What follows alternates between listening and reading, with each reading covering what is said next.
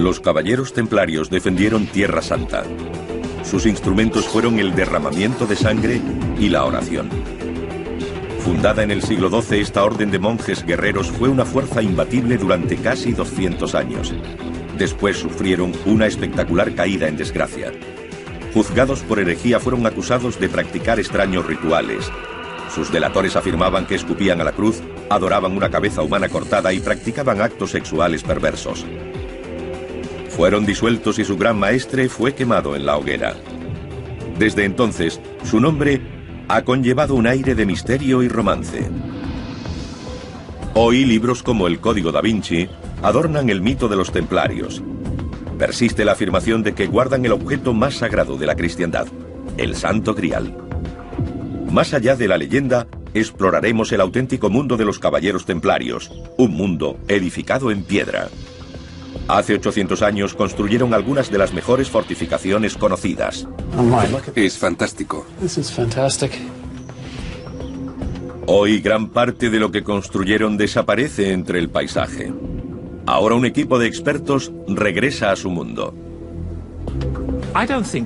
No creo que se haya usado en siglos. Usando lo último en animación por ordenador, revelarán por primera vez en 8 siglos el mundo perdido de los caballeros templarios.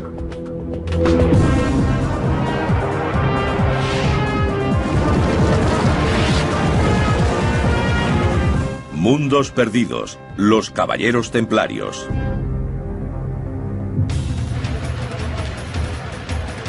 En un rincón de Oriente Próximo se encuentra el mundo olvidado de los caballeros templarios.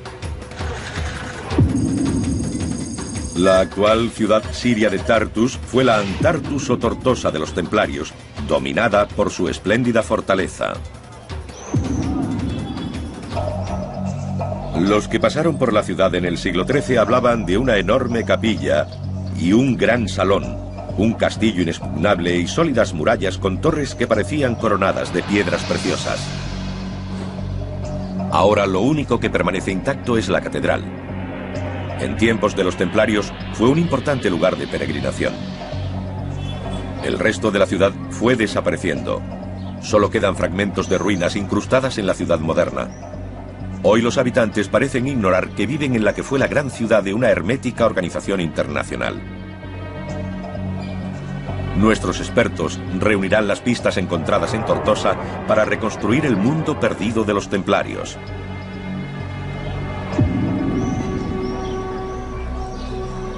La Orden del Temple se formó en el siglo XII. Su objetivo era proteger a los peregrinos que se dirigían a Jerusalén. El profesor Paul Crawford está siguiendo el viejo camino hacia la antigua ciudad. Era tan peligroso que un peregrino escribió a su casa después de hacer la ruta, contando que había visto montones de huesos esparcidos a ambos lados del camino. Si un amigo moría, no te parabas a enterrarlo, porque esa fosa podía convertirse en la tuya. Podía aparecer cualquiera, matarte y enterrarte en ella. Los caballeros hacían votos de pobreza, castidad y obediencia. Ofrecían su vida para custodiar las rutas que seguían los peregrinos y se convertían en monjes guerreros. Pronto el papel de los templarios se extendió a la defensa de los territorios cristianos en Tierra Santa de los caudillos musulmanes. Los templarios representaban un nuevo concepto, la fusión de la dedicación medieval de un guerrero por un lado con la de religioso por otro. Uniéndolas apareció la figura del combatiente religioso. Este concepto de guerra santa era nuevo e impactante. Tortosa fue entregada a los caballeros templarios en 1152. A cambio protegerían la ciudad y el terreno circundante de los musulmanes que querían que los pobladores cristianos abandonaran Tierra Santa. El centro de la ciudad era el castillo, regido por los monjes guerreros. David Nicole intenta encontrar las murallas del castillo para comprender cómo construyeron sus defensas. Esta es la muralla interior. Tiene lienzos cortos entre esas torres que sobresalen. Parece una especie de zigzag, pero son torres individuales. David pasea entre las fortificaciones advirtiendo que aún queda mucho de ellas en pie. Parece que esta pequeña calle abraza la muralla. No podemos seguir más en esa dirección. El muro, hecho de grandes bloques de mampostería, desaparece entre esas casas. Enlazando todos los restos se puede desvelar la verdadera escala del castillo. 2 murallas concéntricas lo rodean por 3 lados. Protegiendo el flanco que da al mar, hay 2 grandes torres. Estas murallas fueron diseñadas para soportar al atacante más implacable. Documentos de la época nos hablan de ejércitos enemigos que intentaron socavar las defensas para tomar el castillo. El primer paso era llegar a la base del muro. Al menos en francés medieval, el sistema normal de hacerlo era lo que llamaríamos un chat, un gato. El gato era una sólida estructura de madera que se iba deslizando hasta el muro, soportando las flechas y piedras que los defensores lanzaban desde arriba. Irían avanzando muy lentamente, hasta llegar al muro. Entonces los atacantes cavaban un túnel bajo la muralla, que iban apuntalando hasta terminar la tarea. Colocarían material inflamable alrededor de los maderos, como paja, aceite de oliva y grasa, cualquier cosa que ardiera fácilmente. Lo encenderían y saldrían corriendo. Los puntales se quemarían y el muro empezaría a desmoronarse bajo su propio peso. Habrían roto el escudo. Los muros del castillo de Tortosa estaban diseñados para resistir a los zapadores enemigos. La distancia entre las torres parece ser la del alcance de una ballesta. El espaciado de las almenas permitía a los arqueros cubrir la zona entre ellas. Había una muralla exterior relativamente baja y probablemente una interior un poco más alta. Así los arqueros podían disparar por encima de la exterior. Pero había un problema para tirar desde las torres de Tortosa. La mayoría de las ballestas de la época estaban diseñadas para disparar horizontalmente, y aquí los templarios tendrían que apuntar hacia abajo. Eso era un problema porque ocurría esto. Podían disparar al enemigo, pero no de la forma que querían. Entonces desarrollaron un ingenioso dispositivo. Incorporaron una pinza que no sujetaba la flecha con fuerza, pero la retenía en su sitio. Y como puede verse, disparaban en cualquier ángulo, sin errar el tiro. Pero arcos y flechas eran inútiles ante esto. La gran máquina de guerra medieval. Un maganel. Esta enorme catapulta de casi 20 metros de altura es la más grande del mundo. Se utilizaron 6 robles para construirla.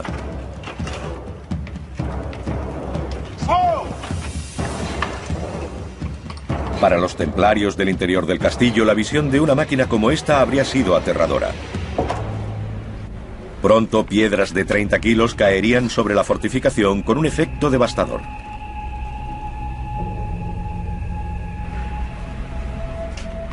Con un alcance de unos 500 metros, estas catapultas tenían potencia para derribar grandes murallas.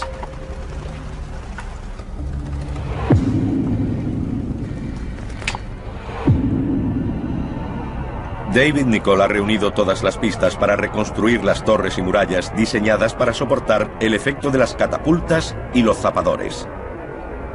Si el enemigo abrió una brecha en el muro exterior mediante un túnel, aún quedaba otro interior que traspasar, y con un grosor de 6 metros era casi inexpugnable. Tortosa fue la puerta de entrada a una serie de fortificaciones igualmente imponentes que protegían los territorios a través de Tierra Santa.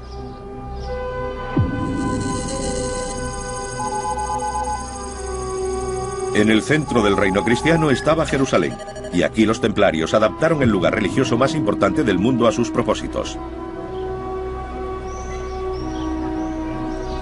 En la primera cruzada de 1099, los cristianos tomaron Jerusalén a los musulmanes, En el monte del templo se erigía la espléndida mezquita de Al-Aqsa, construida en el siglo VII. En el Jerusalén cristiano, Al-Aqsa serviría como cuartel general de los templarios. Eso significaba que ellos quedaban así unidos a uno de los lugares más importantes de la cristiandad. En la Biblia hay todo tipo de historias asociadas con esa zona. Se supone que Jesús caminó entre sus muros haciendo milagros. Los templarios quedaban asociados a esos hechos. La antigua mezquita fue adaptada para convertirse en centro administrativo. Bajo ella, en cámaras subterráneas, los monjes guerreros guardaban sus caballos, listos para entrar en combate y defender los santos lugares de Jerusalén. Los espléndidos arcos de los establos medían 9 metros de altura y cubrían una zona de 6.000 metros cuadrados. Las cuadras podían albergar a más de 1.000 caballos. Un visitante occidental afirmó que si se disparaba una ballesta, la flecha ni siquiera llegaría al otro extremo debido a su tamaño. Ahí se instalaron los templarios. Esta militarización de los santos lugares personificó el papel espiritual y militar de los caballeros. La defensa de la costa oriental cristiana supuso muchas vidas. En el extremo más alejado de su red había una iglesia donde se reclutaban nuevos hombres. Pero aquí los extraños rituales de los templarios estaban envueltos en el misterio.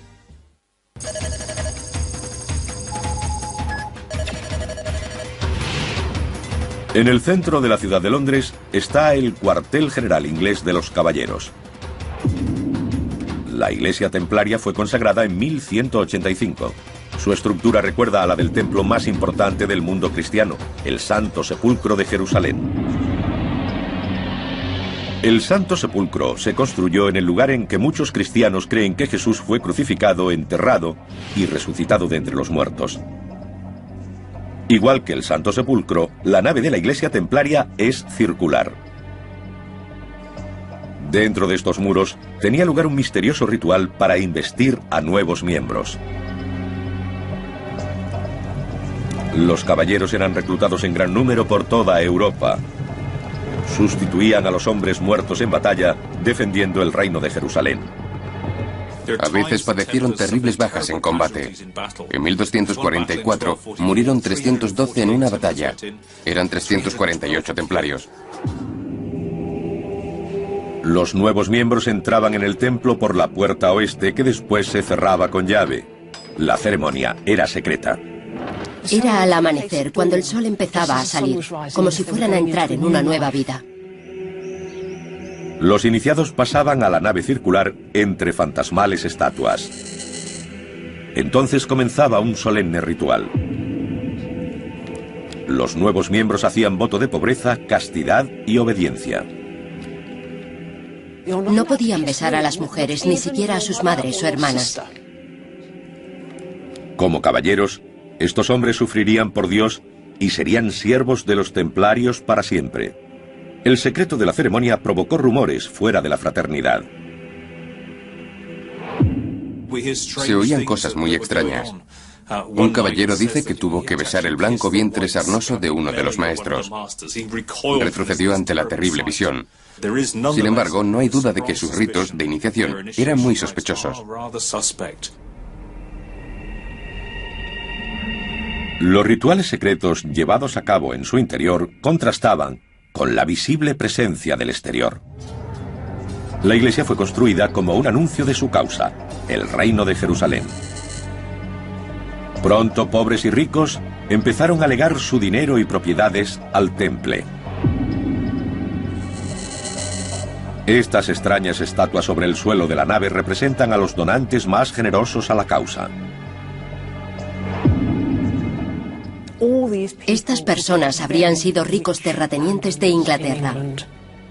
Representarían lo mejor de la caballería inglesa de la época.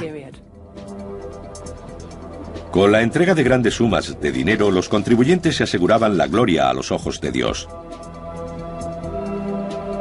Los caballeros templarios se convirtieron en lo que hoy sería una organización multinacional y multimillonaria.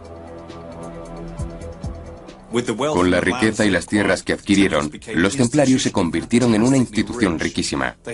Tenían sedes con representantes por toda la cristiandad y gozaban de confianza.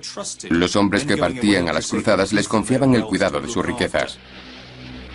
Los templarios operaban como una banca internacional. Los peregrinos podían depositar dinero en Europa y retirar sus fondos cuando llegaban a Tierra Santa. Eso reducía el riesgo de robos en el camino. Los templarios son la primera organización bancaria internacional. La ciudad de Antartus o Tortosa no era solo una importante sede templaria. Su ubicación costera proporcionaba un vínculo vital con Occidente. David Nicoll ha localizado junto a la muralla del castillo el puerto donde atracaban los barcos de esta orden. Hombres, mercancías, caballos, alimentos y suministros. Prácticamente de todo era transportado por mar. Comunicaciones, mensajeros e informes que volvían a la sede central de los templarios mantenían a todos informados de lo que ocurría en esta parte del mundo. Ahora podemos saber cómo pudo ser el puerto de Tortosa en época templaria. Hace 800 años el mar habría chocado contra los muros del castillo, permitiendo que hombres y mercancías pudieran ser descargados en la ciudad. Estos muros encerraban una zona ahora llena de casas modernas. Ocultan lo que en su día fueron magníficos edificios medievales. Las fuentes contemporáneas nos cuentan que los templarios adinerados construyeron aquí una gran sala y habrían ideado en ella planes de batalla y tácticas mientras defendían el territorio circundante. Paul Crawford está buscando los restos del edificio templario oculto por esta serie de casas. Sería magnífico ver lo que hay detrás de estas casas ahora.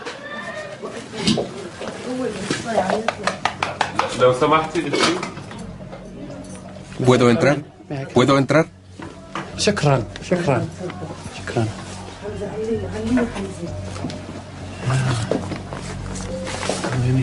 Ya estoy dentro. A ver si puedo subir. Han construido sus casas sobre partes del gran salón. Dios mío, es fantástico. La gente está viviendo junto a las murallas del gran salón. En las bóvedas hay pruebas del estilo gótico usado por los templarios. Los caballeros construyeron los arcos abovedados del gran salón con piedras en forma de cuña. La clave se mantenía en el centro por la presión de las piezas vecinas. La piedra clave es el elemento fundamental para soportar el peso en una estructura así. Sin ella, el arco se derrumbaría. El peso es dirigido a fuertes puntos de apoyo en la base de los arcos. Si seguimos las líneas de la bóveda hacia abajo, deberíamos encontrar el punto en algún lugar. Y debería estar aquí. Vamos a intentarlo. A ver. Aquí está, decorado. Es precioso. Hay que imaginarse mirándolo desde abajo a 6 metros. Es fantástico. Ahora podemos revelar la magnificencia del gran salón. Hace 8 siglos bulliría de actividad mientras los templarios conspiraban contra el gran caudillo musulmán Saladino. En el suelo, quizá habría largas mesas con caballeros planeando sus estrategias. En 1188, quizá entró un mensajero avisando de la llegada de Saladino. Todos habrían saltado de sus asientos para dirigirse a sus puestos. Los monjes guerreros cogerían sus armas y lucharían hasta la muerte para defender Tortosa de su enemigo. Pero para los templarios, rezar era tan importante como combatir. Enterrados en algún lugar de los muros del castillo deben estar los restos de una capilla. Paul Crawford espera encontrarlos. La tenemos. Ahí arriba. Es increíble caminar por aquí y descubrirla, escondida en un pequeño rincón de Tartus. No la ha usado nadie durante cientos de años.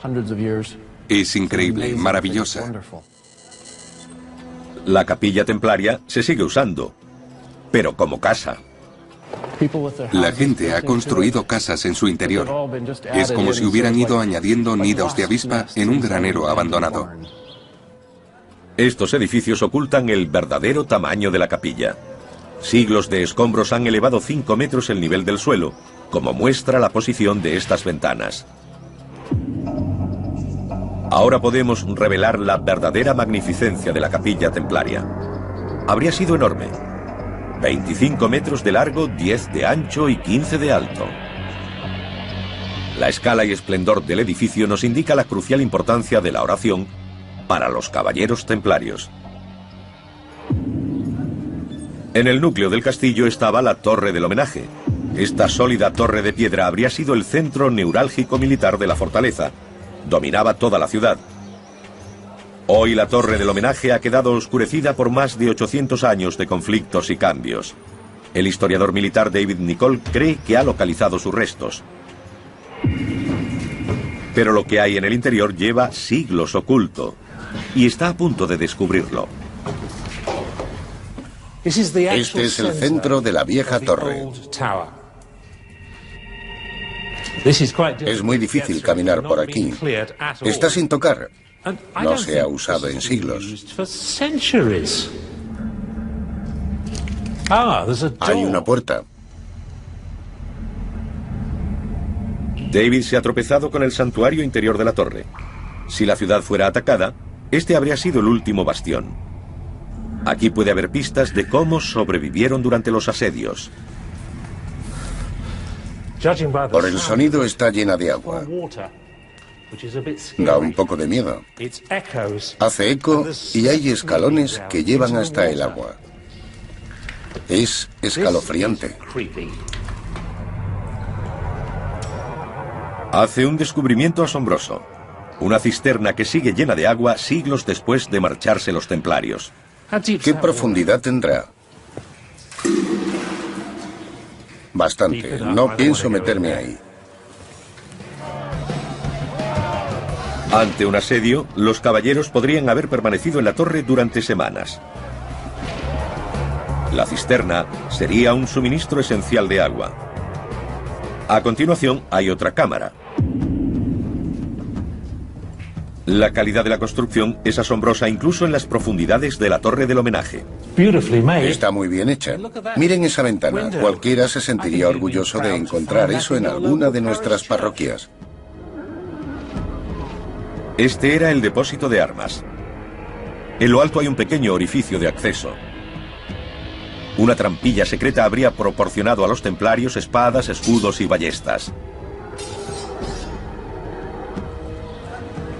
La cisterna y el depósito de armas de la Torre del Homenaje representaban la última línea de defensa de los templarios.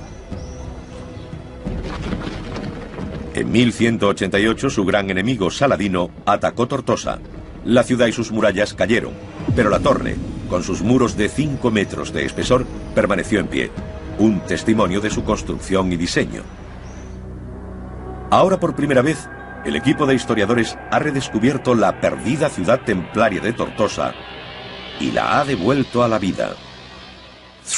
Al redescubrir la Tortosa templaria con el castillo y la capilla tan cerca uno de la otra, comprendemos el papel dual de guerreros y monjes. Desde Tortosa se irradiaba el poder a una red de castillos y ciudades cristianas por toda Tierra Santa. Pero el sostén de la red no es un castillo, sino una iglesia fortificada. Dentro de este edificio los templarios habrían llevado a cabo el ritual de la veneración de reliquias, partes del cuerpo de los santos.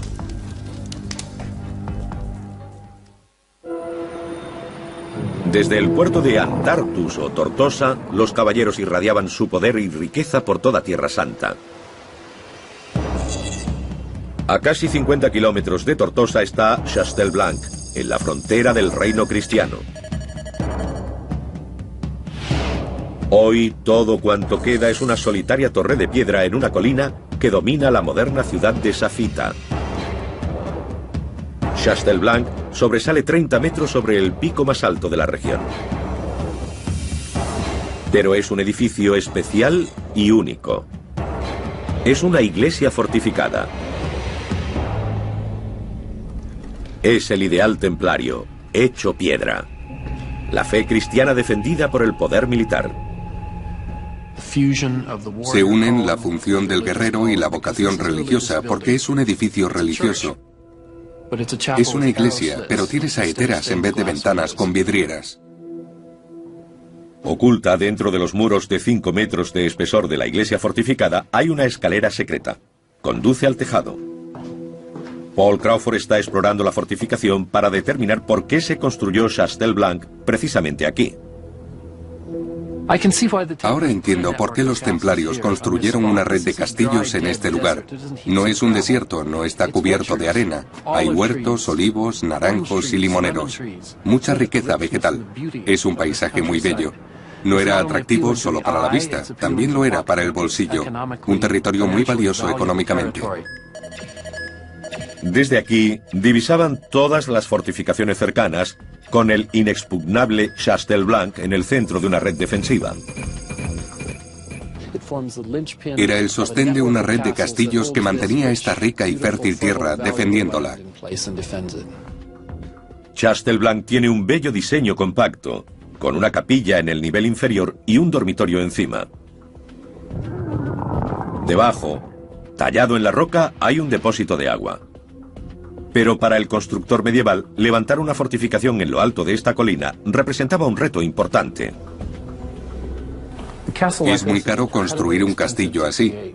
Solo hay que ver el espesor de los muros, el tamaño de los bloques y lo cuidadosamente que fueron ensamblados. El historiador David Nicol ha estudiado cómo lograron mover estas gigantescas piedras de 1000 kilos para construir sus castillos. Usaron grúas de madera y poleas. Era un sistema muy sofisticado. Tenían la misma ingeniería que nosotros, con la diferencia de que entonces todo era madera y cuerdas. No había acero ni ningún material de ese tipo. Y en vez de electricidad o combustible diésel, la tracción la proporcionaban hombres o animales. Una persona se colocaba dentro de la rueda y caminaba, como los hámsters en la rueda de su jaula. Eso se transformaba en potencia que tiraba de las cuerdas. Era muy eficaz. La ingeniería utilizada es impresionante, pero no lo es menos su calidad. Cada piedra está labrada a la perfección. Miren esto. La parte inferior de la ventana está inclinada para poder asomarse. En caso de que llegara algún enemigo, se podían disparar flechas y dar en el blanco gracias a la pendiente. No había ningún ángulo muerto. Para los templarios, la guía en el campo de batalla llegaba de Dios. Dentro de su capilla fortificada, los monjes guerreros habrían participado en rituales religiosos, venerando reliquias de santos. En la historia cristiana siempre ha existido ese elemento de aproximación a un santo, venerando o incluso tocando sus reliquias. A menudo se trataba de un fragmento de hueso o un trozo de ropa de un santo, a veces de algo más tremebundo como una cabeza cortada.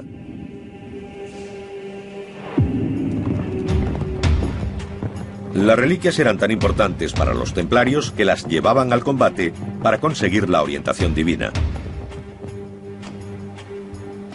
Pero las reliquias más ansiadas eran las del propio Jesucristo. No tenemos reliquias de nuestro Señor, porque ascendió a los cielos. Nos hemos aferrado a las cosas más cercanas a Él. Para muchos, la copa de la última cena tiene un gran significado.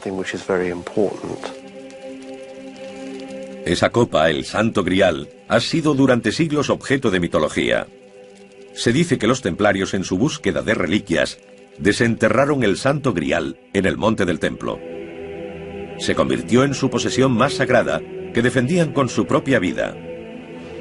Pero hay pocas pruebas de que esta leyenda sea cierta. Fue invención de un escritor francés del siglo XII llamado Chrétien de Troyes. Los templarios nunca podrían haber obtenido el Santo Grial, que se remonta a los tiempos de Cristo. En la Edad Media hubo gente a la que hoy llamaríamos escritores de ciencia ficción, a los que se les ocurrió relacionar la idea del Santo Grial con la de los templarios. Vincular a los misteriosos templarios con el gran icono de la cristiandad fue la suprema fantasía medieval. El problema es que tomó vida propia, continuó creciendo y ahora la gente lo cree, pero todo es fantasía. Borrando los asentamientos modernos, podemos ver Chastelblanc como los templarios lo habrían conocido. En lo alto de esta abrupta colina, protegida por dos murallas concéntricas, la iglesia fortificada estaba extraordinariamente protegida. Este elemento central de la red unía la sede de Tortosa con el resto de las defensas cristianas. Pero a 40 kilómetros está el mejor de los castillos, Crac de Chevalier, construido para soportar el más brutal de los ataques.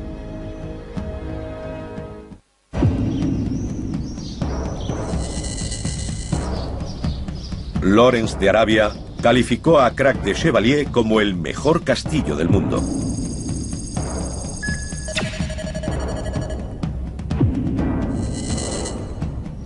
Con muros exteriores de 30 metros de grosor y 7 torres de 9 metros de diámetro, este castillo era prácticamente inexpugnable. La fortaleza fue construida por los caballeros hospitalarios, compañeros y rivales de los templarios.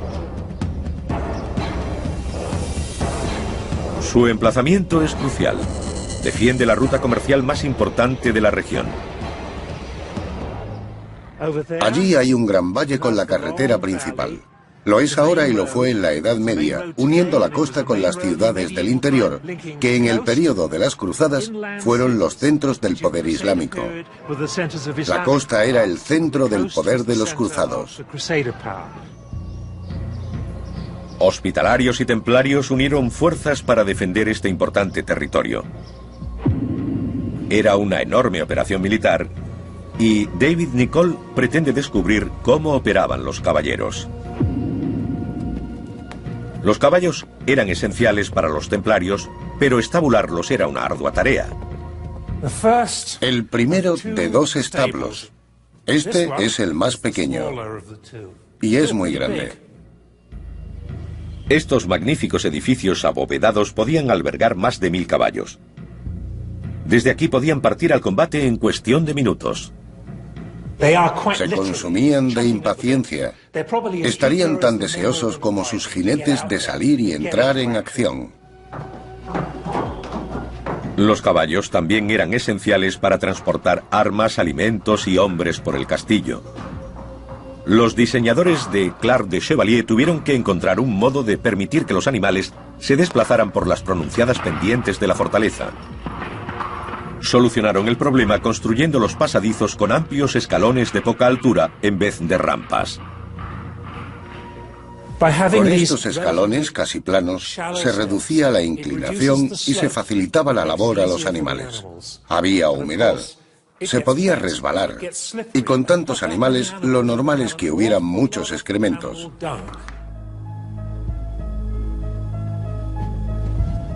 El movimiento de los hombres por el castillo también era importante, especialmente bajo un ataque. Estamos en las profundidades de esta gruesa y sólida pieza de mampostería. Esto es conocido como un muro-galería, un pasadizo secreto dentro de la amplia fortificación que permitía a los caballeros moverse ocultamente alrededor del castillo en momentos de ataque. Les gustaba estar tan ocultos como fuera posible del enemigo. En pleno ataque, la gente corre de un lado a otro proporcionando flechas a los tiradores, llevando agua y comida o ayudando a los heridos. Había mucha actividad durante un sitio. Los caballeros disparaban desde las aspilleras y también desde una ingeniosa pieza de ingeniería medieval llamada matacán.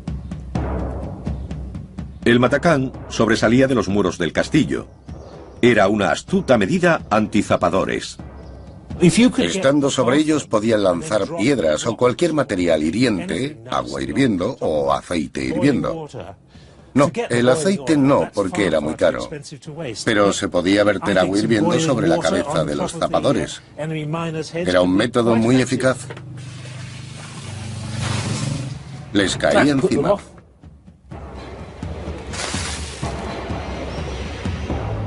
Pero el mejor ejemplo de la ingeniería militar de Crac de Chevalier es el gran muro inclinado que rodea a la torre del homenaje.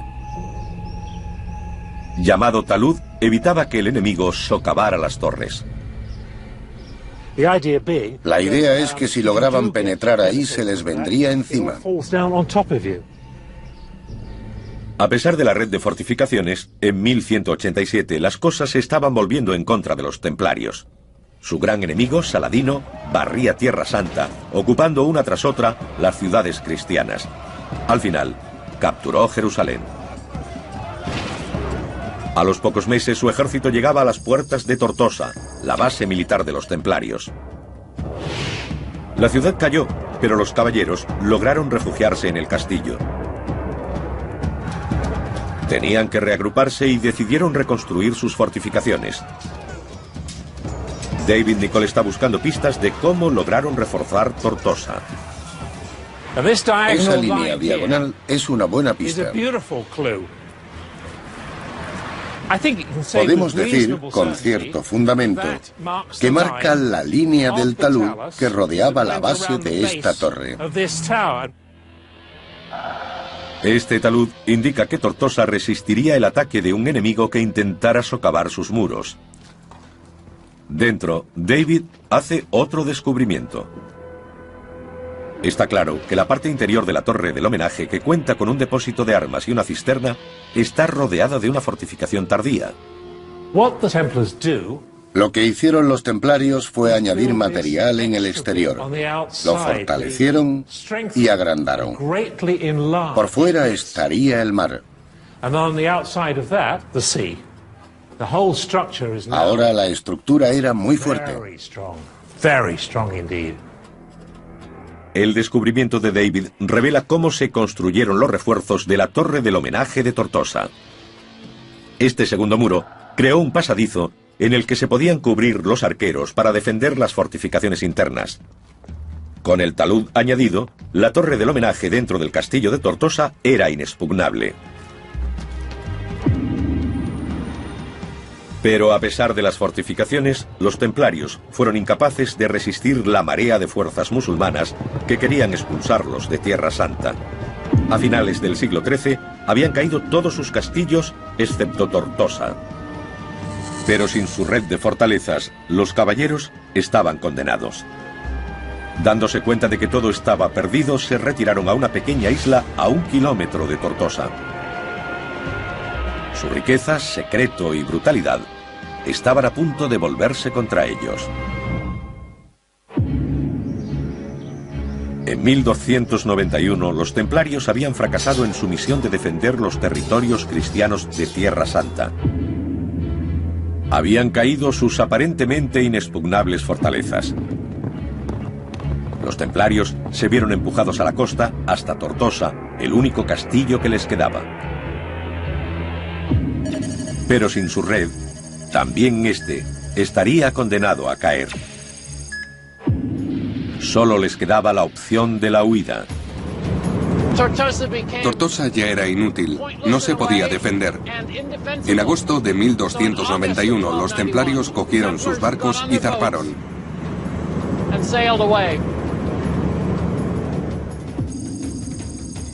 Zarparon hacia la isla de Chipre. Era una base segura donde reagruparse y lanzar un ataque para recuperar Tortosa y su red de fortificaciones.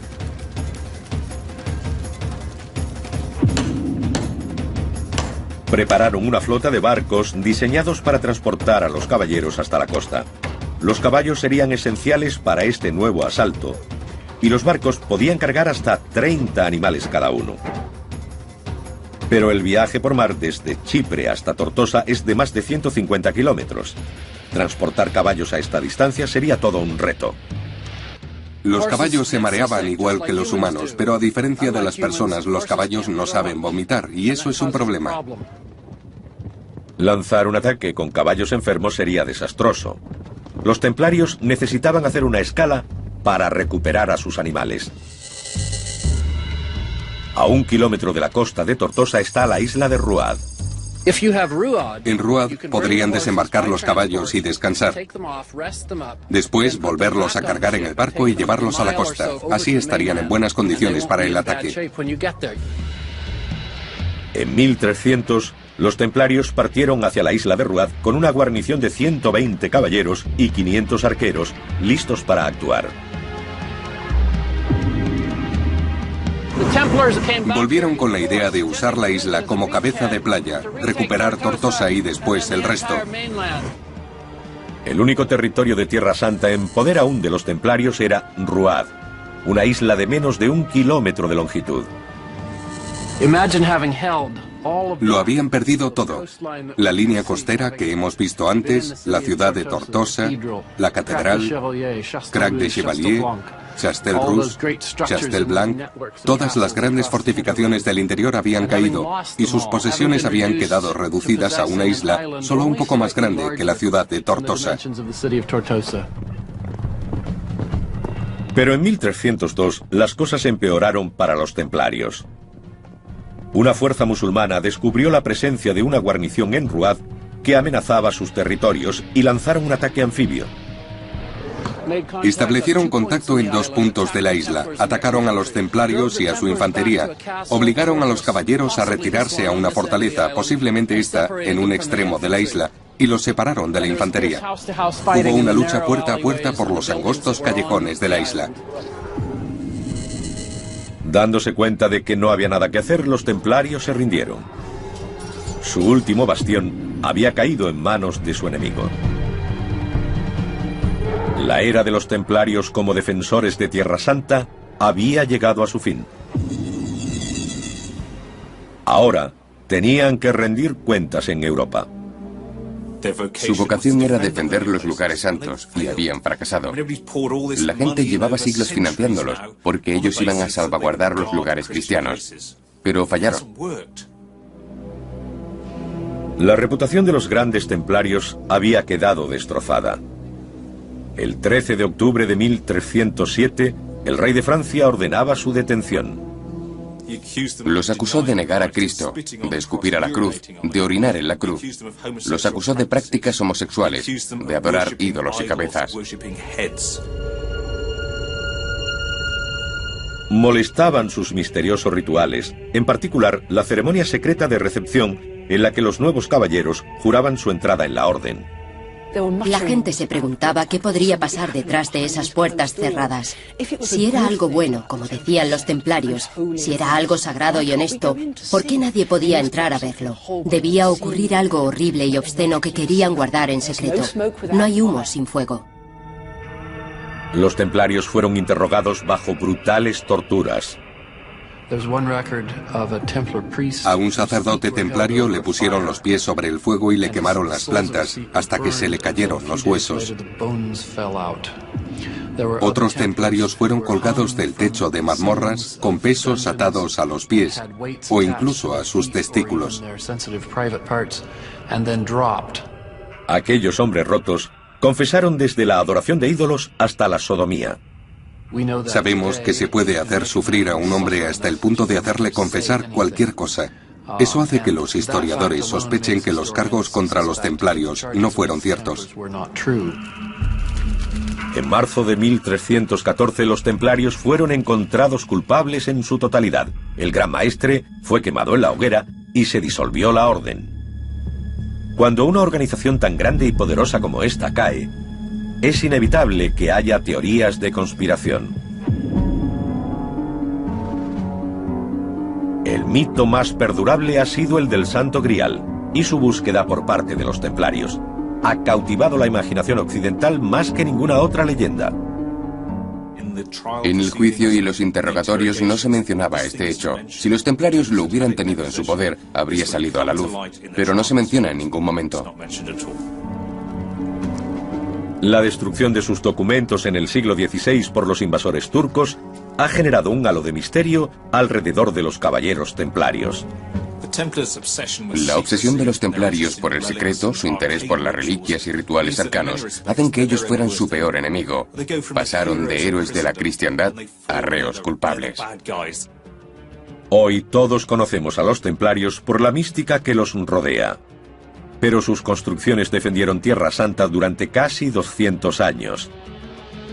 Ahora van desapareciendo lentamente en el entorno, y parece que el estatus mítico de los templarios sobrevivirá a su mundo perdido.